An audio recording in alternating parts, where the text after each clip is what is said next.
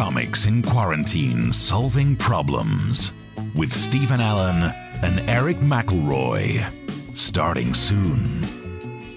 Steve and Allen and Erich McElroy. Who's done a terrific job. Why, thank you.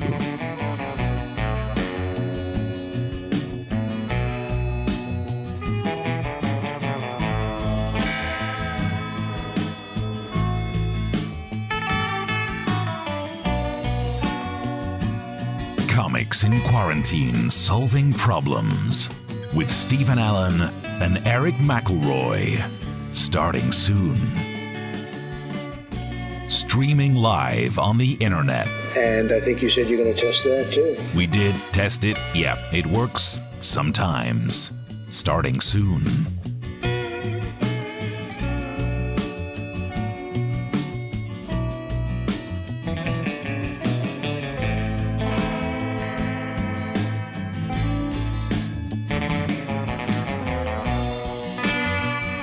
Comics in Quarantine Solving Problems with Steve and Allen and Erich McElroy.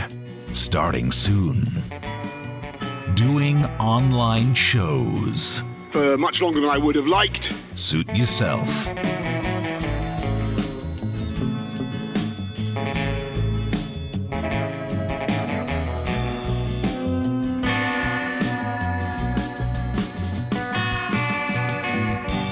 Comics in Quarantine Solving Problems with Steve and Allen and Erich McElroy.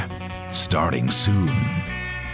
From their tidied up offices. And then I see the disinfectant. You do not want to know what happened in there before.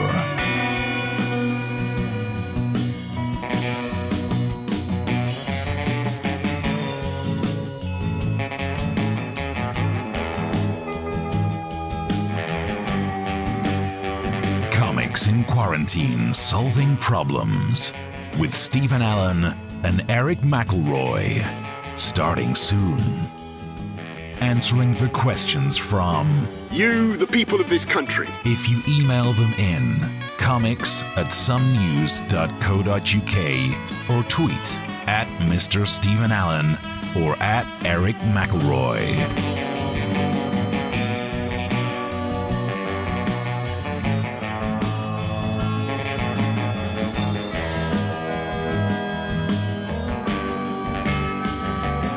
Comics in Quarantine Solving Problems with Steve and Allen and Erich McElroy. Starting soon. Starting soon. In a minute. 1 minute. Well, maybe a bit longer than a minute, but soon. Soon.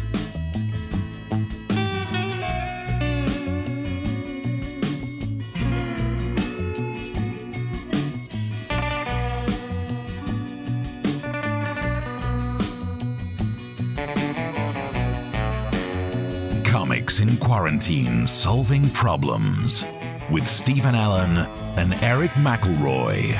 Starting soon.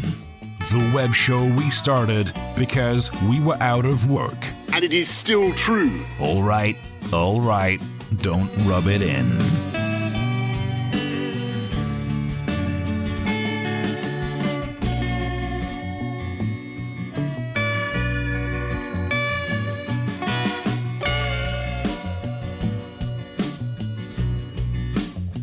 Comics in Quarantine Solving Problems with Steve and Allen and Erich McElroy. Starting soon. Using their expertise to solve problems. You're going to have to use medical doctors with. Nope, just two comedians talking rubbish out of their face holes.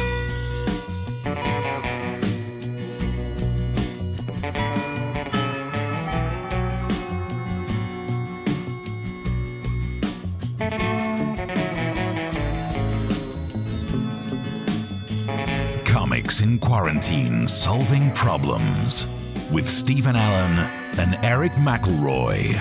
Starting soon. Lockdown 2020, giving Steve and Allen and Erich McElroy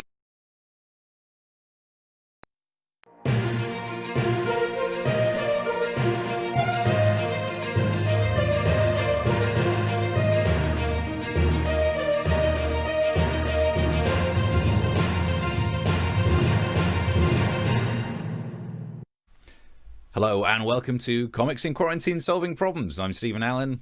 And I'm Erich McElroy. Hello. Hello. Yes, we made it past the 38 episode mark, which no one thought we would do because I thought we'd have a job by now. Yes, I know. So if you're catching up on this, basically Steve and I have been doing these shows for over 30 episodes, and we're doing sort of a couple of weeks of recap of our favorite episodes. And so that's why if you were watching the previous one, we're wearing the same clothes. So because we just filmed these all in one go. So we did change our clothes on a daily basis. I don't want you to think we don't. Is that what you did? But, I just kept the same kit on. What are you telling me this? You did. But I did dress up because I'm not wearing a tie today, which I will be wearing through most of the clips you're going to see. But you will notice I'm wearing a nice shirt, and I've even got cufflinks on. And that, ladies and gentlemen, is a real dime that is a cufflink because I'm an American. Oh, yeah, dime. And it is technically illegal to deface U.S. currency, but I don't live there anymore. So It doesn't really matter.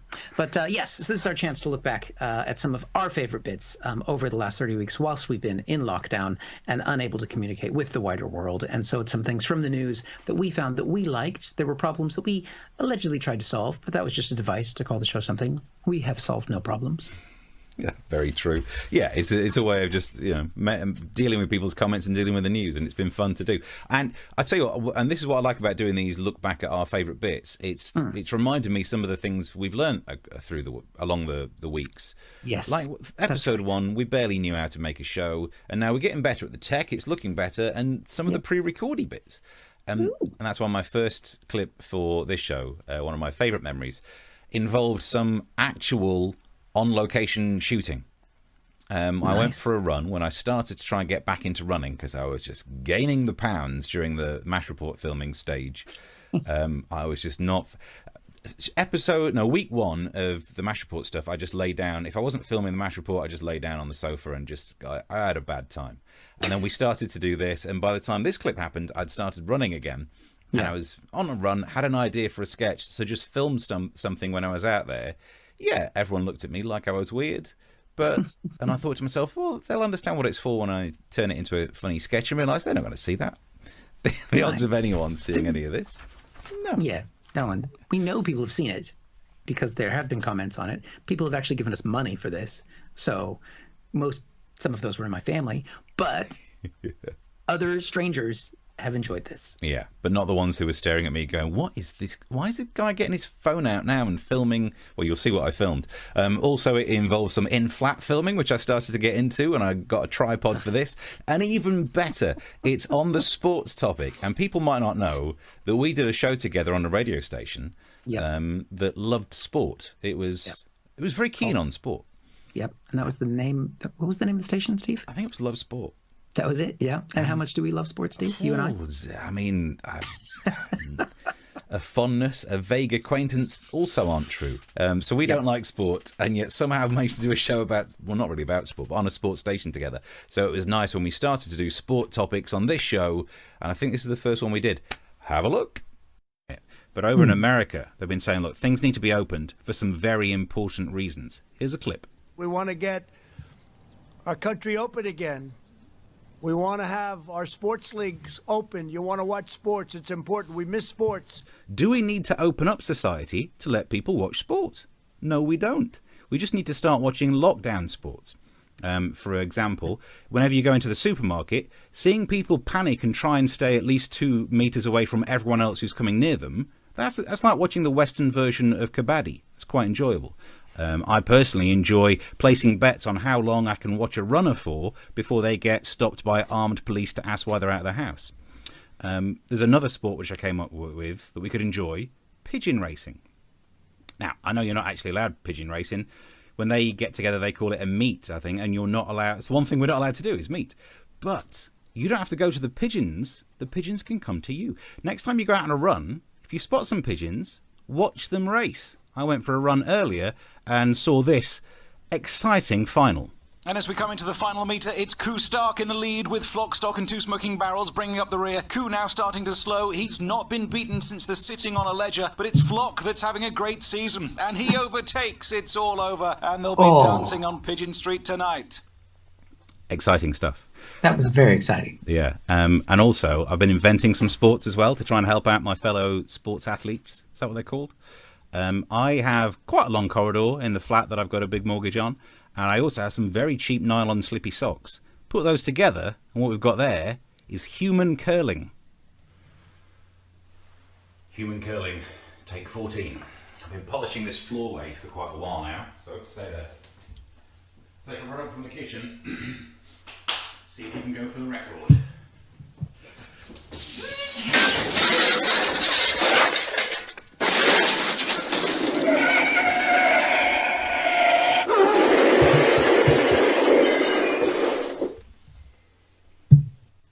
It's quite a long corridor. There you go, another cracking clip that I added into our list of favourite moments from the last 30 episodes. Yeah, little Steve classic there for you. Coming at you. Classic Steve from the last 30 episodes of Comics in Quarantine Solving Problems. Doing my American radio DJ voice. This is our top 40, guys.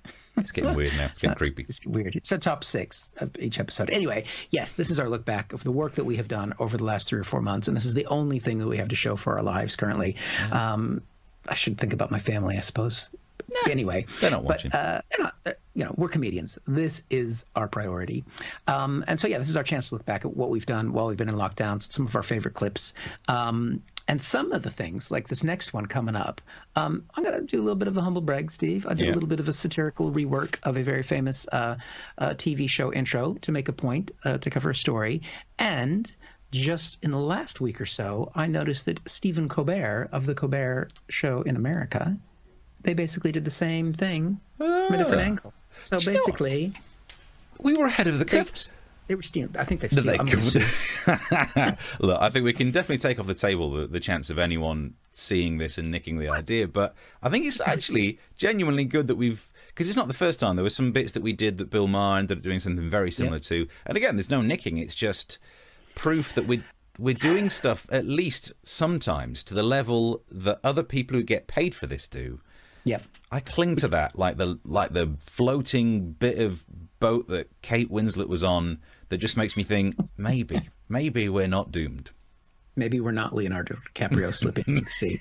Maybe our careers are jacked. Yep. So just realize that the clips that you're watching, including the one coming up right now, someone else was actually paid to write similar material. Bear that in mind when there's coffees available. Yeah. Enjoy. New York City officials are advising kinky Zoom parties, masks during sex amid COVID-19. Now, this is one of these things that you think this cannot be real, but I have downloaded it here from New York City Health. I've got it here. You can find it online. And Steve, they've got some sex tips for you. Okay. So you can have sex with the only people close to you.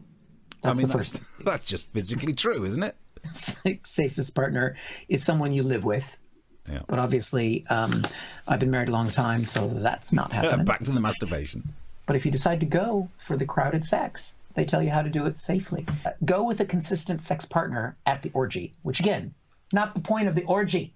Pick a large, open, and ventilated space. I wonder what the last word was going to be in that sentence. Which is a good thing in the UK that the zoos have opened. You know where I'm going to be from Monday. Do say one area of concern, and this is actually in here, rimming. Which, if you don't know what it is, they define it as mouth on anus. Because if you go anus to anus, it doesn't work. No. Gotta make sure you get the right way around. Two ends of a magnet. If you try to, they repel. Gotta do it. It even says virus and feces may enter your mouth and could lead to infection. Yeah, no shit. Well, literally. Physical barriers are recommended, like walls. So a little glory hole action going on there, and or just masturbate together. Yeah. Which obviously we do every Tuesday and Thursday at 9 o'clock. Life has changed, especially in New York, and I just have to think, if it were redone now, it really would change that classic New York show, Sex and the City.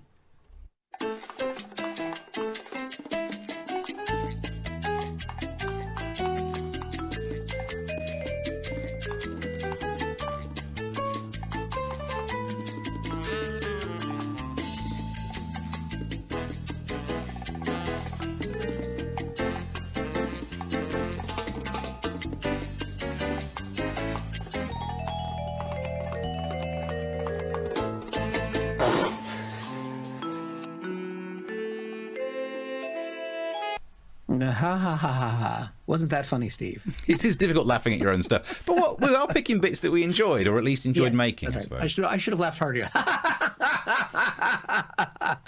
We've heard it before. That's the difference. Too much. It doesn't work that well. But we did enjoy that bit. Yeah, that's what this show is. This is our look back at the things that we've liked over the last 15 weeks. And I'm so glad we're doing this because some of the clips took hours. When I started to try and act both parts in a sketch and film from different angles, I'd never edited video before this.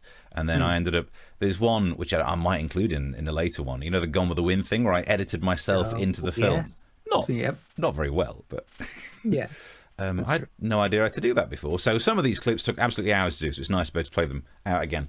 This one took hours, but not in the same way. So I wrote it, and it basically, there's different treatments that we do. Sometimes it's like acting, sometimes it's parody. There's often just playing a clip and responding to it. Yeah. But it took me hours of practicing this script. It's not often that I need to get things kind of word perfect. So that's why we just ramble and knock the jokes back and forth. I practiced this all day. In the shower I was doing this, and that's a strange place to be saying the words that you're about to see.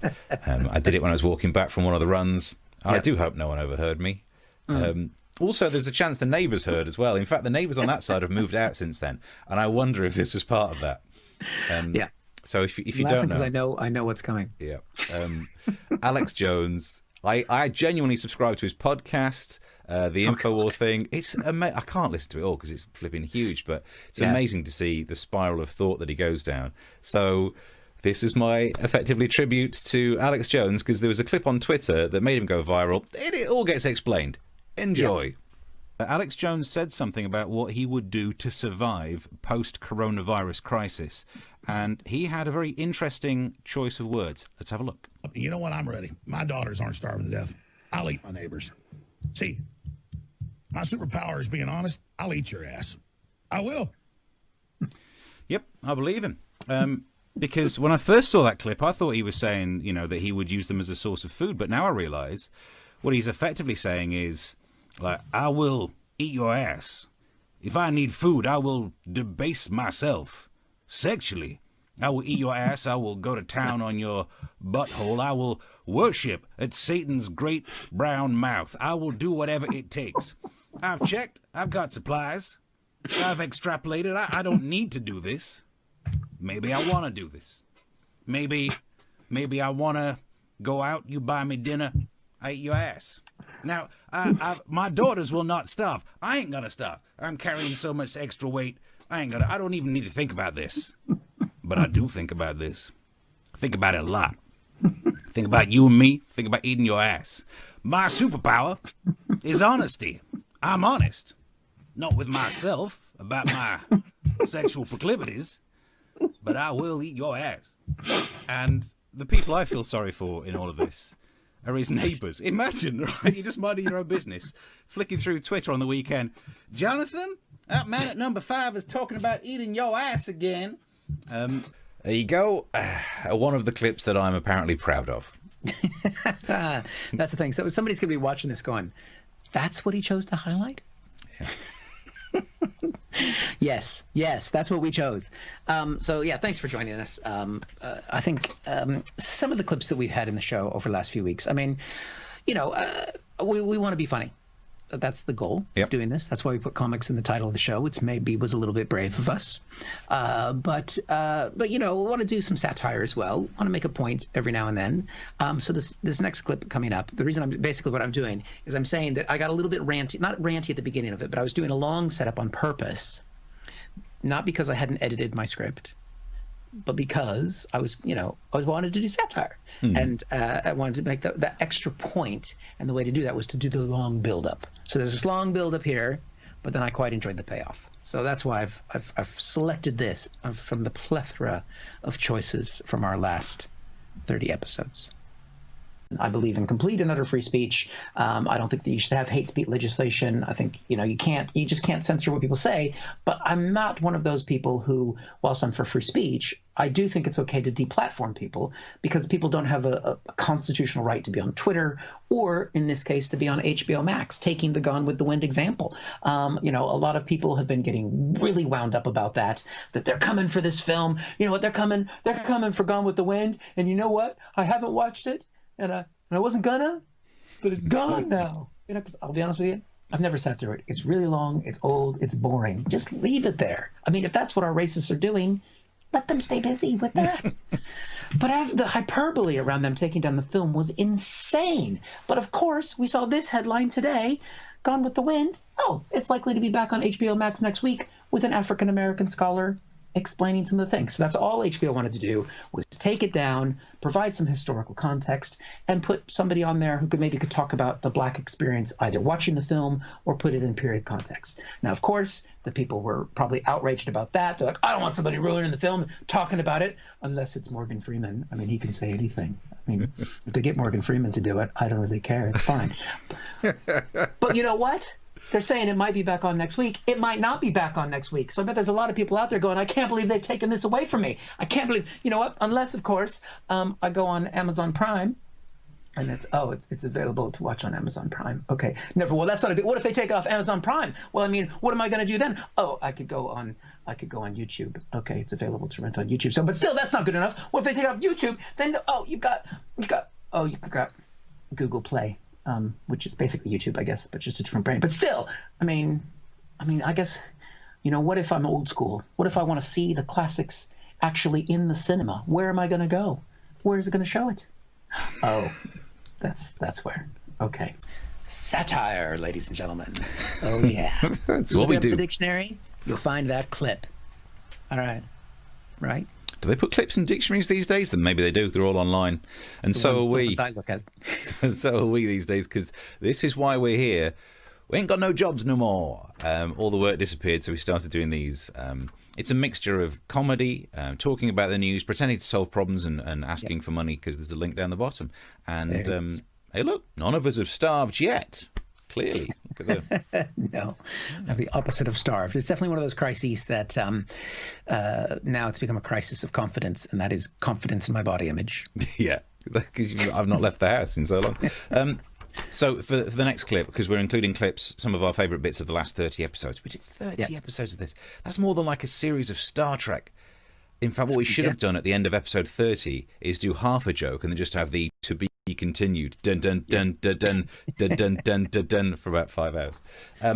So maybe we'll do that next time. But we're going through some of our favourite clips, and for this one, a little bit of prop work. Indeed, I'm holding part of it in my hand, because for some of the sketches that I was trying to film around the house, I only had access to things that I had in the flat. Right. So you couldn't leave. Yeah, couldn't leave. I mean, you're allowed to go to shops, but come on, I'm not going to go and queue up outside Sainsbury's for 5 days and buy props.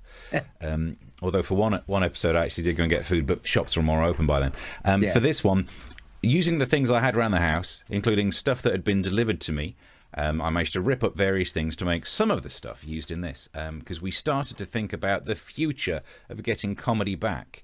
Turns out, spoiler alert, didn't happen. We're not allowed to do live gigs yet. But back when we thought it might happen, this is my take on what it was going to be like. Enjoy. Although in foreign countries, they've managed to work out how to get their sports back, and I think we could learn a lesson. Baseball season is underway in South Korea, but no fans are there to see it. Posters posing as fans filled the seats for yesterday's opening game of the KBO League. Posters instead of sports fans. Nice. And you know what? I'm in favour of it, because it looks better than an empty stadium. Okay, it does mean if we do that over here with our football, the football crowd will not be cheering, not be celebrating, not be offering any support. But that's exactly what you're used to if you're a supporter of insert name of football team you don't like. Hey-o! I think that's how sports jokes work, yeah? That's how sports work. Yep, definitely. If we understood any sports or teams, we could have made that hilarious. Yeah. But then again, I don't know a lot about sport, which is exactly the thing that name a football team don't do. Boo! But this is how much I know about it. But I think we as comedians could learn from it, because at the moment there is no stand-up comedy circuit because there are no audiences, and we keep trying to do these gigs at home, but they don't really work because we don't have a replacement audience. So why don't we nick that idea from them and have audience members that are drawn on? I tried it earlier on. See how this gig went. Ladies and gentlemen, would you welcome to the stage Mr. Steve N Allen? Hello! Oh, it's good to be here.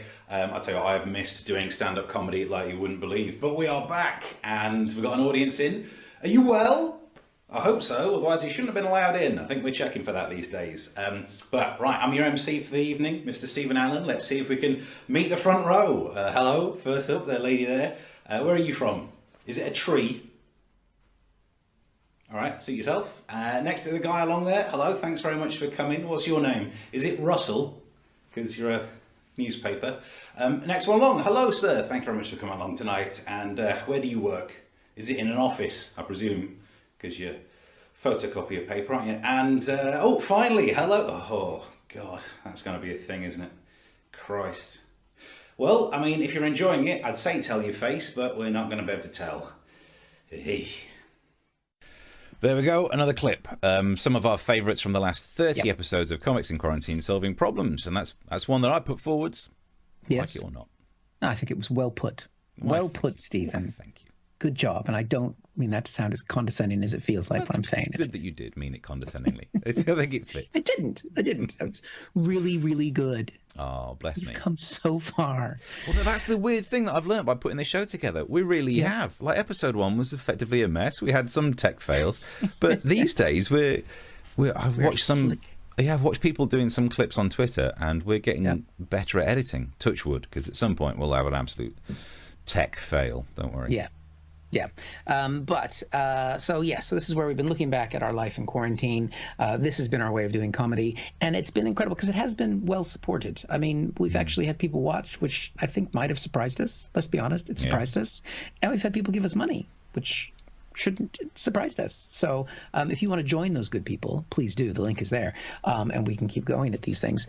Now, obviously, if you're just noticing, I do have the American accent, the dimes on my cufflinks, just in case I ever forget. Oh yeah, American. But I have been in the UK for the last 20 years. Actually, I think one of the episodes we celebrated my 20th anniversary. We did. In the UK. We did. We covered that as a story because it was 18th of June 2000 that I came to the United Kingdom, and you ain't been able to get rid of me yet. And but obviously things have changed. The UK's attitude towards immigrants has really, really gone downhill. And it's not all your fault, but yeah. It's not all my fault. It's Tony Blair's fault. The open group. Yeah, anyway. So this is this next clip is about me celebrating the fact that I've been welcomed to this country in such constant open arms, except for that woman from Bermondsey, that guy in Devon, and there was somebody in Cumbria. There's been a few people that haven't been excited that I'm here, let's be honest. But at least I know I've got the government's backing now. There are a few people in the comments section as well, but I didn't want to bring that up. They're always there. And this week we saw Priti Patel, the Home Secretary, has rolled out a new points-based immigration system. We've got the headline, so that makes it true. New immigration point system. Migrants will need 70 points to be eligible to come and work in the United Kingdom. And it's basically to welcome the best and brightest global talent. Now, I came before the points-based system, so I guess it's debatable about whether or not you got the best and brightest of the world's global talent. We'll hide those comments out of the little box there. Yeah. We're going to get a whole different set of comments now, aren't we? So under the new rules, anybody who wants to live and work here is going to have this threshold of 70 points. So I had a look, Steve, because I thought, well, I wanted to look back and see, would I now qualify under these current skill sets? Okay. And they do have set jobs that they're looking for. Comedian is not one of the jobs, apparently, that Britain is requiring at the moment, partly because why would they require a comedian? We can't work anywhere other than here. So again, throw us a drink. But I thought, well, the closest was actor. But the minimum salary, because they have minimum salary levels you have to be offered to get in, is £32,000 as an actor. That's not happening. Especially Most actors can't even work right now. They're also hustling on the internet, I'm guessing, or doing internet TV shows. I don't. It's not happening very much. So I thought, you know what? I want to apply my initial job skills that got me here, which was working as an administrator for university against the new points-based system to see if I would have qualified. So, Steve, Okay. I would like you to help me play Who Wants to Be a British Citizen? You ready? You Yep. gonna keep score for me? I'll be All the right, scoreboard person. yeah, the job I had was working as a U.S. student loan financial aid administrator. So I used to help Americans access their student loans in the U.K. at a university. And even then I was trying to tell jokes, Steve. And I used to tell some cracking student loan jokes. Oh, but they appreciated that. Yeah, all right, here's a good one. What happens when you take your EFC off the SAR and you can't find your COA? I don't know. You can't get an ICER. That's funny. Yep. And factually correct. You just don't know it. You just don't appreciate the fine craft of U.S. student loan games. Funny because it's true. It's exactly right. Okay, so here we go. I'm going to get myself. So these are the actual categories that would add up the points to see if I can get to the magic of 70. And I'm hoping, because I really don't want to go back to America, because this is just, I can't. Okay, so first category. I need a job offer from an approved sponsor, and that's worth 20 points. Now, my job sponsor was a university, so I'm sure a university would qualify. So, Steve, can I have 20 points for that? Was it a proper university or one that used to be a poly? No, it was a real university. Okay, there you go. It gave American degrees in London. I said that before you gave me the points, so I get to keep them. Did I have, the next one is, is it a job that I have the appropriate skill level for? And I'd done the job at different universities for about 4 or 5 years before. I came to the UK. That was on my CV. I'd been living abroad already. There was an international aspect. That category is worth 20 points. Steve, what do you think? I'll give you the points, yeah. 40 points. Mark's giving you the points. Chris is giving you as well, yeah. I'm halfway there. 70 points is all I need. Okay, the next category, English language skills. I need English language skills at a level B1. Now, I know I speak American. I do say zebra now. That's worth 10 points. Steve, what do you think? Quick question. What's the really light metal that's turned into foil that you can wrap around food? Aluminum? Shit. All right, fine, fair enough. The next one is worth 10 to 20 points if I had a PhD. I don't have a PhD. Okay. Now we're getting there. Okay, the next one is salary, right? You have to have a minimum level of starting salary. Now, if my starting salary was £25,600, I'd automatically get 20 points. Okay. That would definitely push me over the top. Starting salary of 23,000 will get me 10 points, and a salary of less than 23,000 basically gets me no points. My initial starting salary when I came to this country exactly 20 years ago was £21,000. Oh, so it has to be over 20 to get. It has to be £20,000. $20,400 you get nothing, and £23,000 you get 10 points. No, come on. So what is it? Add me up, Steve. Do I get it? Do I make it? Overall. Those were the days, Steve. Yeah, those were the days. Good times, good times. Do you know, I've enjoyed doing a lot of these clips, and this is why I'm enjoying doing the show, putting forward some of our favourite clips from the last 30 episodes. The different ways that we treat the topics started to expand. And there's one thing that I did once, which I only did once, never did it again. It was basically, I woke up, heard this terrible news story about bald men, which obviously impacted my people. Yeah. And my treatment for it was effectively, remember that film The Artist that did well at the Oscars?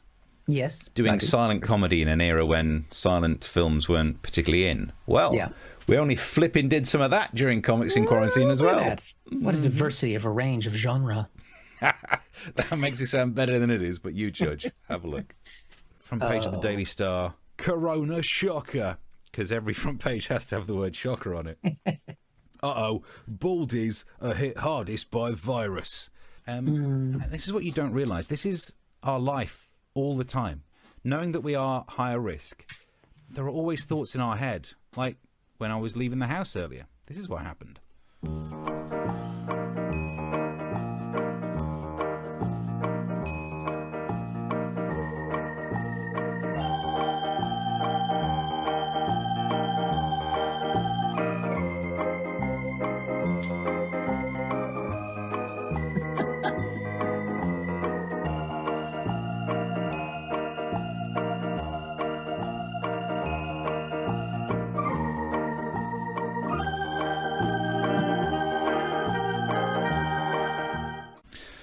There we go then. Another clip that I enjoyed making that. Whether you enjoyed watching it or not, that's not what this show's about, is it? I don't know.